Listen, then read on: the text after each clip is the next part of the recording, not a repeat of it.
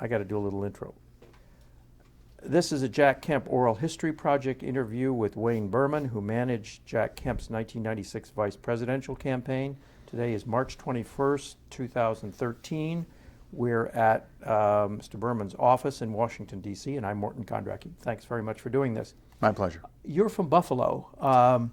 So did you watch Jack Kemp play football when you were I did. Yes, I did. The very first professional football game my dad ever took me to was a Buffalo Bills game with Jack Kemp, and there was a star running back who with Jack called Cookie Gilchrist, and it was Gilchrist set a then AFL. This is in the days when there was an AFL record that day. I'll never forget that, and it was a typical Buffalo, very cold day, and I saw Jack play football, and I went to college at the University of Buffalo.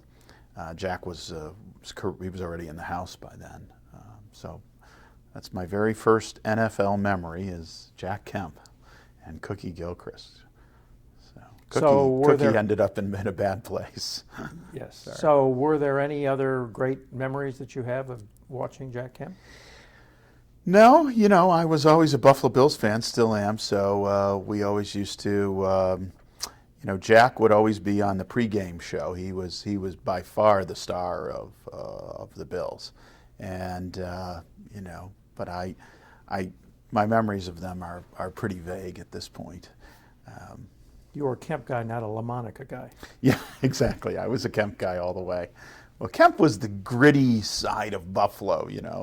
LaMonica was always a guy who had his nails done. I mean, he was too perfect for Buffalo. Jack was, in a funny way, for a guy from California, Jack somehow embodied, that late 60s, early 70s, really gritty, down on its luck kind of side of Buffalo.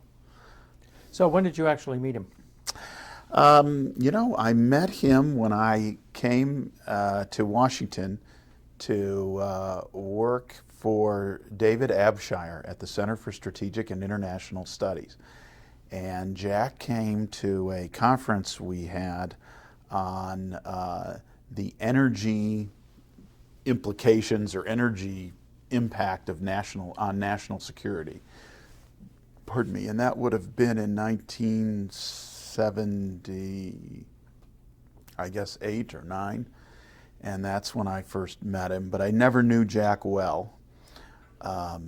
Which of course made our, we would see each other at Republican events, would say hello in a very nice way. Jack would always try his Yiddish out on me or any other Jewish person in the room. He was pretty good with Yiddish. He got it right about 2 out of 3. And so when he and I met in Russell, Kansas, and got the great Bob Dole introduction. Jack, Berman's going to run the campaign for you. The look on Jack's face was precious.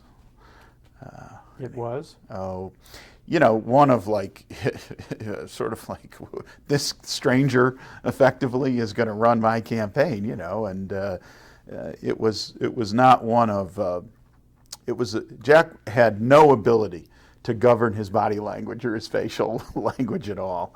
And, you could just tell his attitude was, oh, no, he's not. And anyway, so. So of that campaign, what are your standout memories? First standout memory was in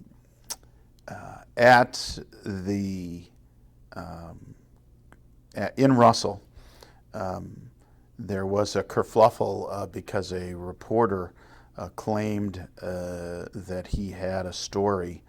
I want to say it was a Washington Post reporter, but I might be getting that wrong. That he had a story about Jack having had a relationship with a female pollster, and so there we are in Bob Dole's house. Scott Reed and I go in. Mrs. Kemp is there. Mrs. Dole is there. Bob Dole, the whole Dole family, very intimidating. And, we kind of pulled Senator Dole and Jack out into the kitchen, and Scott because I was a total coward, Scott has to say to them, there's this rumor, and Jack immediately says, well, that's not true. It's total fabrication. And Dole, and this is one of the few really warm moments I experienced in that campaign between the two of them. Dole says, well, that's good enough for me. Let's get on with it. And Dole just stands up, takes Jack, and they walk out to the front porch with Mrs. Dole and Joanne, and the press is all there. So that was one standout memory. At the convention, the campaign had hired Clark Judge and Mike Gerson, who later became famous as George W. Bush's speechwriter, at the time was a very young man, to write a speech for Jack. And the first draft of the speech, it was really it was a workmanlike thing, but it wasn't Jack at all. No soaring rhetoric, no appeal to the growth side of the Republican Party, the minority outreach piece, or any of that. And Jack hated it. And Jack said to me, do you know John Sears? I said, sure. And he said, well, I want you and John Sears to work on this speech for me, which really meant he wanted Sears to work on it. And so we literally wrote Jack's speech, Sears, me, and Jack. That's poor English, sorry. But the three of us sat in Jack's suite at the Marriott Hotel writing his speech, and there was a whole group of people who were waiting for Jack to come do speech practice, and we just kept having the advance guy, Rick Ahern, say to them in his very Boston accent, Jack is on his way, and we kept stalling and stalling. Wrote this speech, and I have to say, it was a beautiful speech. And Jack delivered it beautifully. He didn't like the beam splitters. He didn't like the teleprompter, but he delivered it beautifully. And he was very happy with it and very excited about it. And so that was good. That was another great memory. Then we were all on the plane, on the plane back from the convention, we stopped in Denver for a rally. And this was Jack's first time to introduce Senator Dole, how sometimes the VP candidate. And I said to Jack, look, this is like a 3 or 4 minute introduction. And Jack says to me, are you kidding? I can't clear my throat in 3 or 4 minutes. So Jack gave about a 20-minute introduction of Dole. But he wove in parts of his speech. And, no notes, nothing, just Jack. And of course, Dole was fidgeting, but everybody else liked it. Which wasn't the case with future introductions, by the way, which went on a little too long. And then we went to Buffalo, and and of course, for me, this was something because I'd gone to school there, and the event was at a field. It was kind of like the practice field, and I was sitting listening to Jack at this rally. Dole wasn't with us. It was our first independent thing, and looking at the dorm that I had lived in as an undergrad, the governor's dorm. And to Jack's credit, when we were done and we were leaving, Jack said, we should take some time and you should go over and walk through and find your old room and all that, because you'll remember that you did that. And, and he said, we'll just sit around here in a holding room or something like that. And, that was the wonderful side of Jack, the very human side of Jack. And I did. And so that's why I remembered it. Otherwise, it would have been lost in a sea of events. And so there was that. The campaign had a lot of interesting, challenging moments. Jack was the most inspiring office holder I ever worked with, and the most frustrating.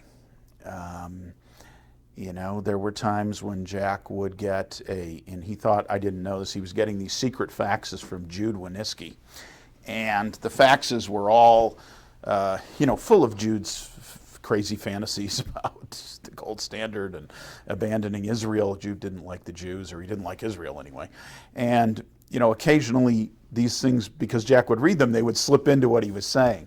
So there was one time when Jack's doing an interview with a Boston paper, and the press secretary, Alix Glenn, who's this very diminutive woman, very smart, comes back and says, Jack just said that Louis Farrakhan, it was misunderstood, and that you had to, you could hate the message, but you had to love the messenger, and that his message had bad parts to it, which was the anti-Israel, but it had good parts to it about fatherly and familial responsibility.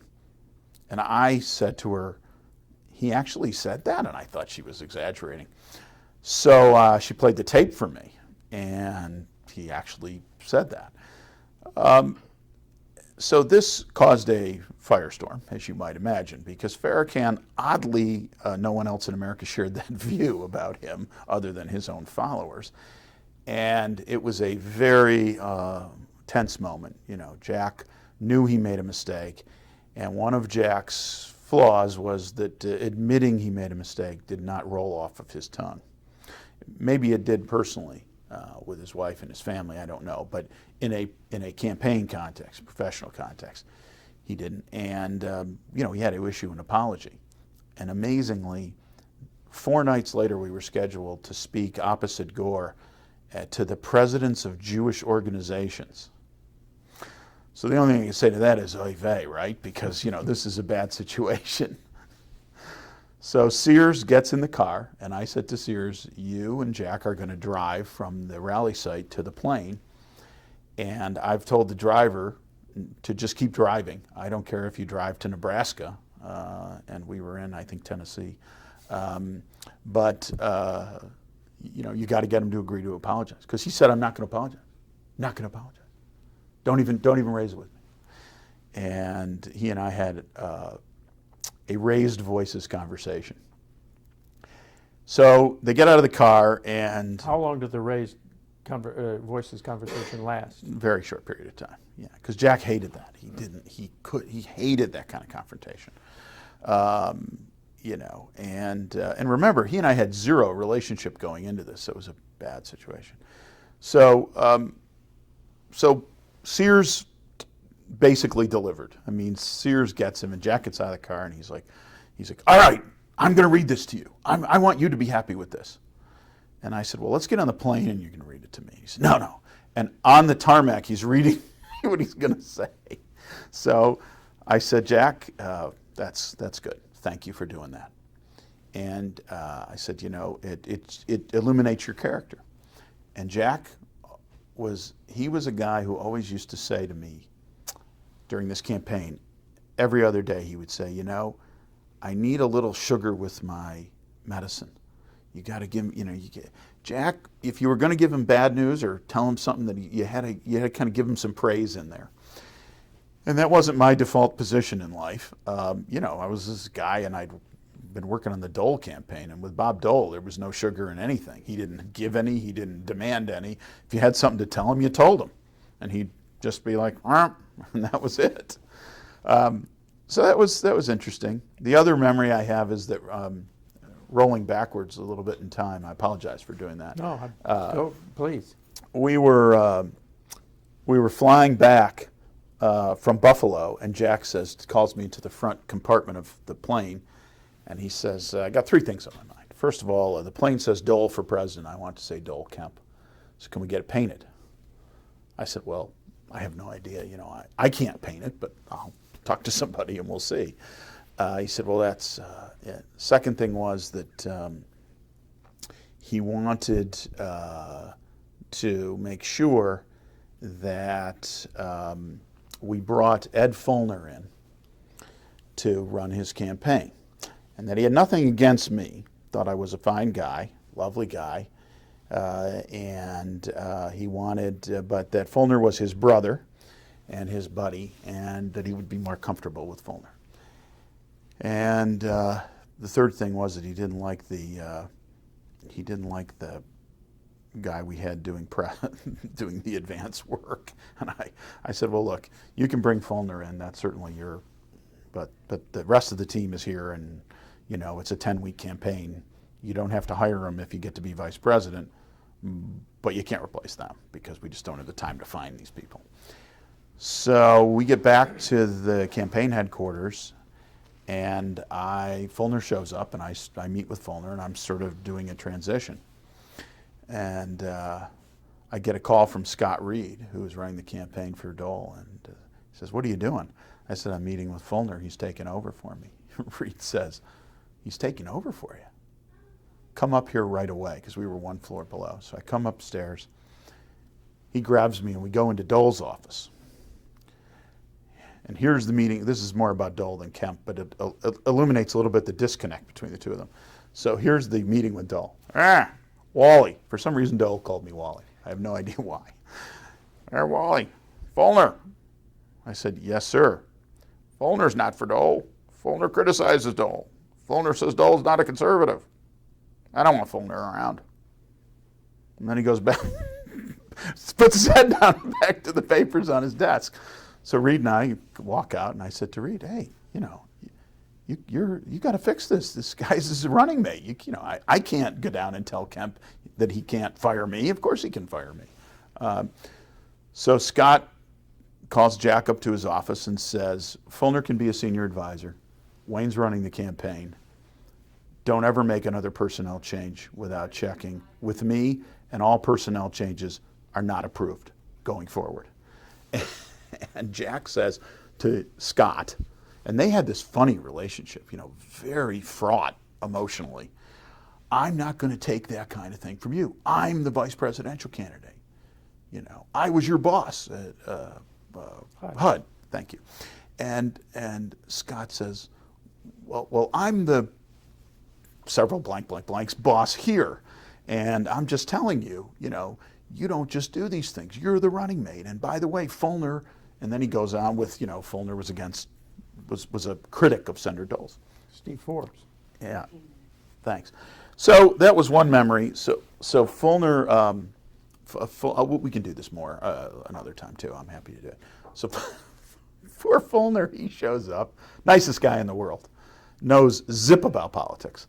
He shows up and he's trying to figure it out. So basically, Fulner starts to travel with us, and we're traveling around.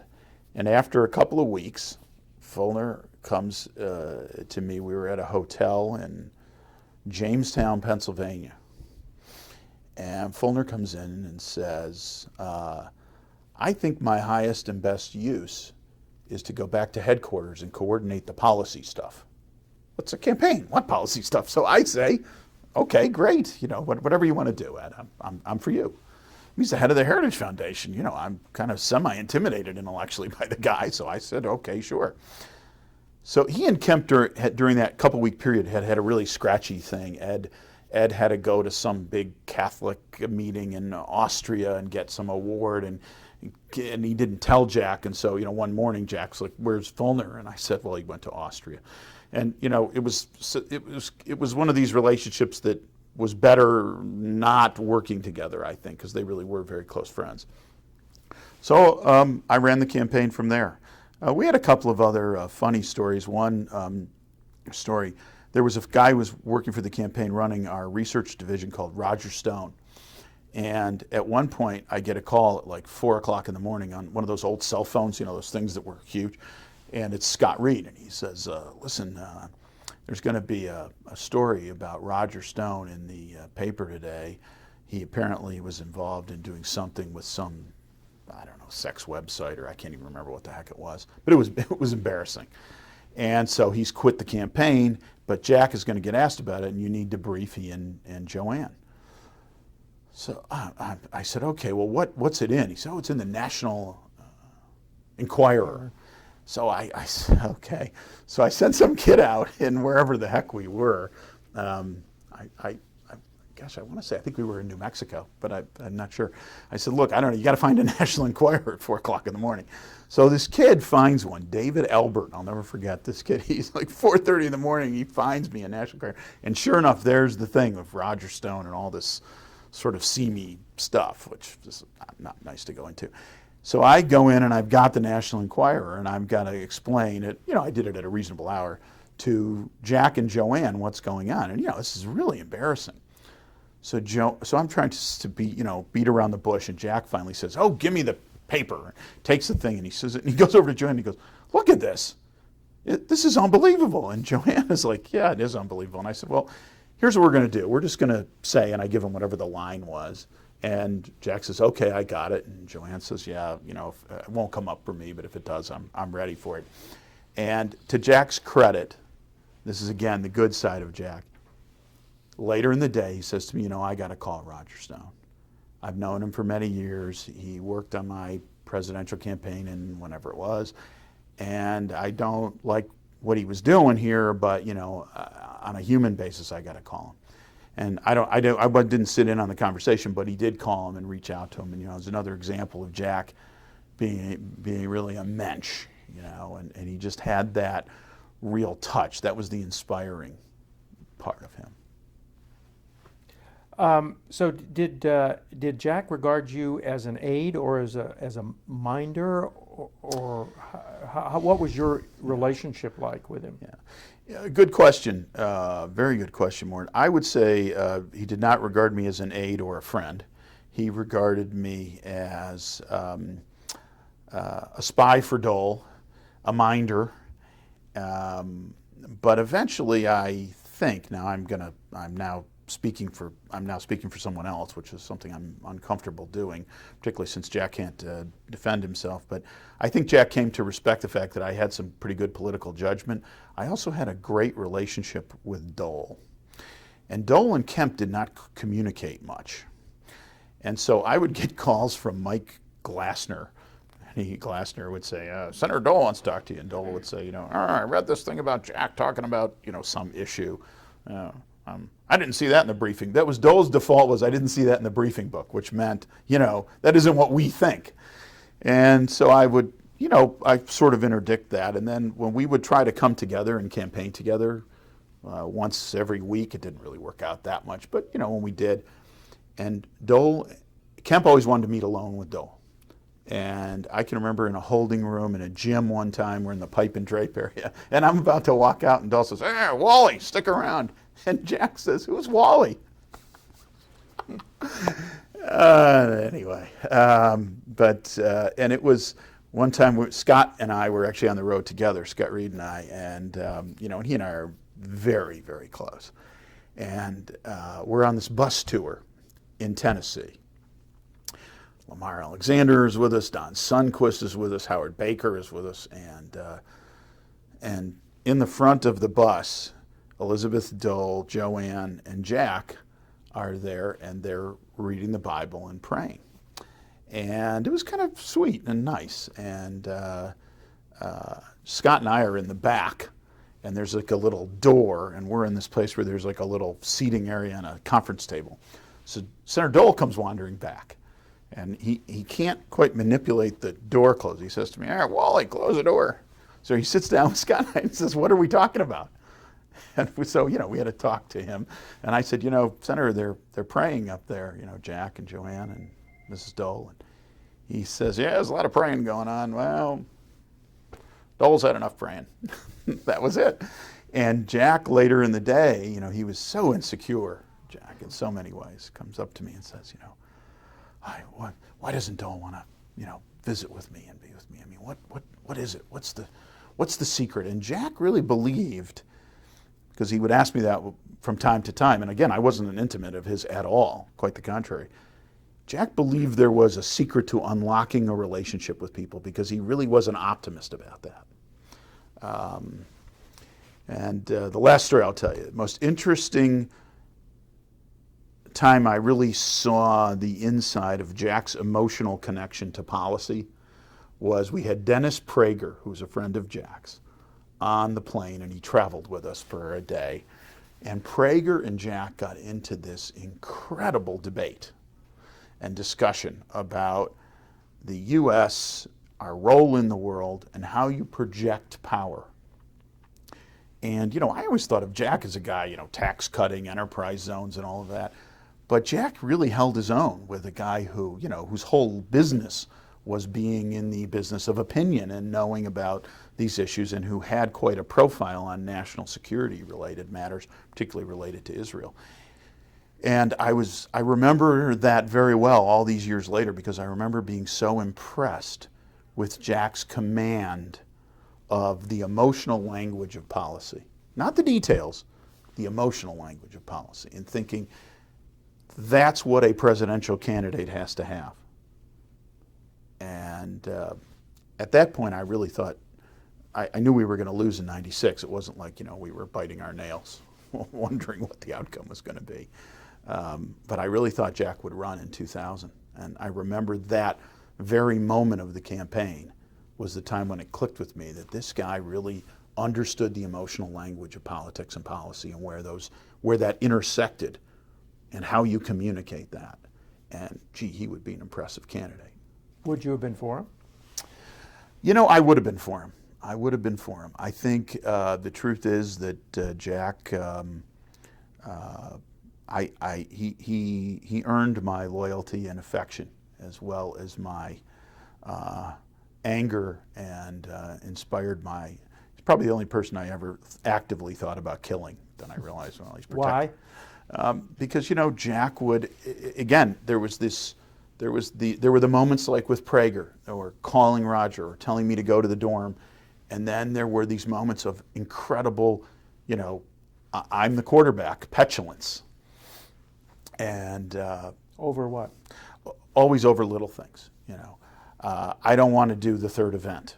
Let's put that one off. Just very schedule sensitive. Or things like, he said to me one time, there was a particular young guy, I don't want to hurt anybody, so I'd rather not mention the guy's name, who really wanted to come on the plane, who had worked for Jack, who's now a very prominent lobbyist here in Washington. And the guy kept calling Jack, and Jack didn't call him back. So finally, Jack said to me, would you call this guy and put him off? And I knew the guy vaguely. All that. So I called him and I jollied him along, gave him the usual, political baloney, pat on the back stuff. And it was funny because the guy said to me, I appreciate the fact that you're doing this, but really Jack just doesn't want me on the plane. Isn't that right? And I said, oh, I think that's an overstatement, but he's under a lot of pressure, blah, blah, blah. But I realized that made me realize that Jack had this sort of, everybody around him who'd known him a long time knew that he didn't like confrontation, but he had this kind of thing of, put the guy off. Why put him off? Just let him come on the plane. We had John Mackey on the plane. We had that guy that was the professional wrestler who'd been a football player. I've forgotten his name. He's a huge giant of a man. Some lineman in the NFL, friend of Kemp's. It was like a traveling circus. Rick Ahern once referred to it as Jack Kemp and the Rainbow Tour. And Jack loved, if you were black, Hispanic, or Jewish, Jack loved that. Loved it. That was, he always because he related to the underdog, and he thought everybody that was a racial minority or a religious minority was an underdog. And he didn't think I was an underdog, but everybody else. It was pretty interesting. So tell me about on message, off message. How did this get decided? What he was going to do, where he was going to go, what he was going to say, and well, I decided where we were going to go in consultation with Scott and a fellow named Paul Manafort, who was kind of running our overall scheduling. And as it became clear that we were a little bit shy of challenging an electoral college majority against President Clinton in the greatest economic expansion in the history of the world, Manafort's game was, well, let's go try to use Jack to help the party, help pick up House seats, Senate seats, whatever we can do to do that. So we worked out a very detailed schedule. Manafort had places he wanted us to go. We had places we wanted to go. We created two schedules. One we sent to Manafort, and we told him, this is where we're going, and then our real schedule, which is where we went. And the only thing, Jack insisted on a few things. There was a Monday night football game. He said, I got to go to this game. Gifford's going to put me on TV. And I, of course, said, Jack, I think the chances that ABC is going to put you on Monday night television when you're running for vice president is zero. But, if you want to go to the game, we'll create some kind of a false narrative about why we're going to. And I think it was honestly in California or some other state we were 700 points behind in. So we went to the game, and we didn't tell anybody. Scott was furious with us, because sure enough, Kemp was introduced. And there's the usual amount of clapping and booing, and it was San Diego. And Jack had played in San Diego at one point in his career. And but so that was a fun thing. And, you know, I figured at that point, listen, Jack, you know, he one thing about Jack, he worked like a dog when he worked. I mean, when he was giving a speech, and he loved the Q&A kind of town hall stuff, I mean, he put everything he had into it. And nobody was better. I can remember people asking him a question. He would walk over to him and he would thank them, and he would bend down like this and talk to him and, you know, make his points with passion. That was the good Jack, you know. And then there was the Jack who decided that Bob Dole's views were interesting, but Jack had his own views and he was going to put those out. So he talked about things like indexing capital gains, which wasn't part of the Dole. Dole had a 15% tax cut plan, which was, you know, like any legislative plan, it was full of a bunch of absolutely incomprehensible, indecipherable policy gobbledygook. But and Jack, of course, looked at it and said, well, you know, this is around the edges. What we need is, and so Jack just started advocating. So as far as who decided what Jack said, we gave Jack a lot of talking points. I would say he used, you know, 20% of them, and 80% he was on his own. The only time when that was really a problem was in the debate. And, you know, we blew... Tell me about the debate. Let's talk about that. Okay, we blew the debate preparation. And we blew it because and it was completely my responsibility. I did not discipline Jack. Jack insisted on having, you know, the sort of Kemp fan club band of renown, Bob Woodson and all these other guys who were complete jokers, nice people, I'm sure, and I'm sure they're, you know, go to church and, you know, nice to children and all that. But, okay. And I let this big group start dealing with Jack. And, you know, that meant that every exit ramp Jack wanted to take intellectually, we took. And then we got down to Florida, and I got rid of most of the hangers-on, but we still had too big a group. But Jack loved the graduate school aspect of sitting around talking policy. And he was fascinated with ideas. So somebody would throw out an idea, and Jack would say, well, you know, he'd massage it, and somebody else would come in. And we had all these guys, and we had a TV coach. That poor guy was an older fellow. I can't remember his name now. Buckley. Yeah, thank you. Reed Buckley. Yeah. Lovely man. He started to coach Jack, and Jack basically said, I got it down. Don't worry about it. He turns to Freddie Moss, who was the deputy campaign manager, but who basically was the disciplinarian. And he says, yeah, I don't want to see that guy again. You know, let's just give him a one-way ticket somewhere. So he was dispatched after a short period of time. We didn't discipline his preparation properly. And that was my responsibility. And so Jack's performance in the debate showed the lack of discipline in the prep. Now, we should have known it because during the prep, we did practice debates with Judd Gregg playing Gore, and Judd had Gore down. And I was pretending to be Jim Lair, just asking the question. And I mean, Judd just eviscerated Jack time after time, and the whole red light, green light thing, Jack obviously hadn't done a lot of driving in his life because he did not associate the red light with stop. It was like, oh, there's a red light.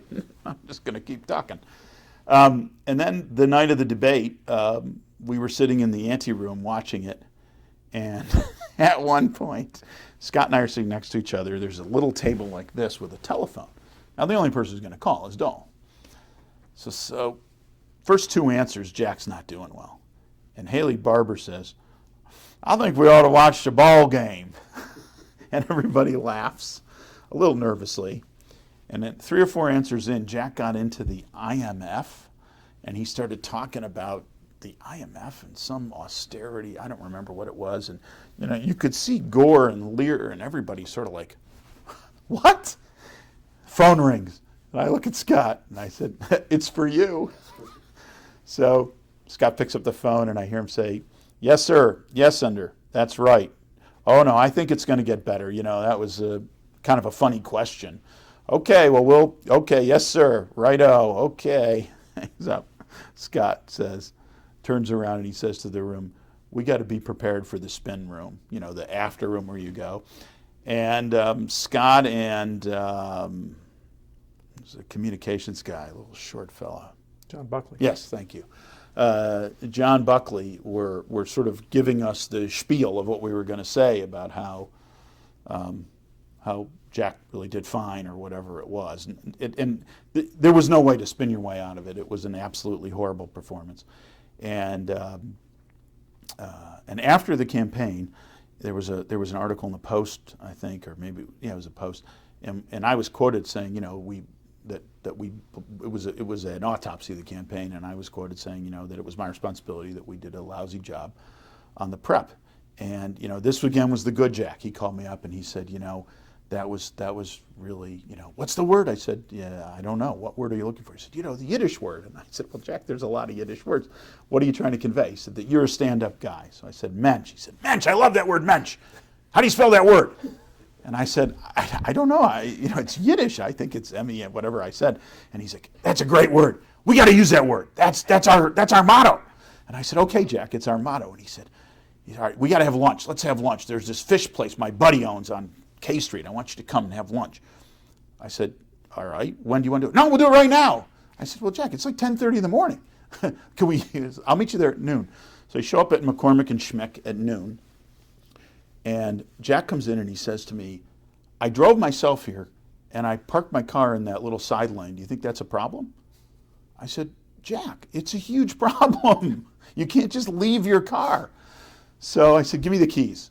So I leave Jack. I go get the keys. He had a Lincoln Continental. It's one of these, enormous cars. I find a garage, park the car, come back. We sit and have a lunch. And Jack is talking, and we're talking about all these different things and reminiscing and BSing. And he and I we didn't have a close relationship. And he said to me, thanked me again for saying what I said in the paper. And I said, well, it wasn't that big of a deal. It's not Gilda Lily. And Jack says, yes, mensch. So we're going to be menches. He said, can you be menches or menchi? We got into this whole discussion of what's the plural of mensch. And then I said to him, Jack, are you going to run for president? And he said to me, I don't know, should I? And I said, look, running for president's a very personal decision, but if you're going to do it, you got to start thinking about it. You got to start planning. You can't do it seat of your pants. It's a big undertaking. You probably have to raise, $100 million. Imagine that in those days. And for the party, I was thinking, because in those days most people still took the matching, although Bush changed all that. And Jack went through, and then I'll go, and if you want to do another one of these, happy to do it. Jack went through an analysis of each of the possible contenders. And the only thing I remember was thinking to myself, I agree with everything he's saying about these people. And he talked about Bush and Forbes, and there were a bunch of people who ended up not running, who were kind of being rumored about. He even talked about Dick Cheney, who I don't think he was enormously, I don't know personally how he felt about him, but he wasn't enormously fond of his politics. He didn't believe in, Jack didn't like intervention kind of foreign policy. So those are the highlights of my memories, and I'm happy to talk to you more about Jack. Just one final question about this. I was told that Dole never forgave Kemp the debate performance. Is that That's true true. or false? That's true. What did Dole ever say to you about it? Dole, everything with Dole is indirection. I've only heard Dole swear twice in his life. One time on a very personal matter, and the other time was talking about Jack's debate performance. He said to me, that was goddamn disappointing. And I gotta say, it was a big thing with Dole, and he really kept his distance from Jack after that on the campaign trail.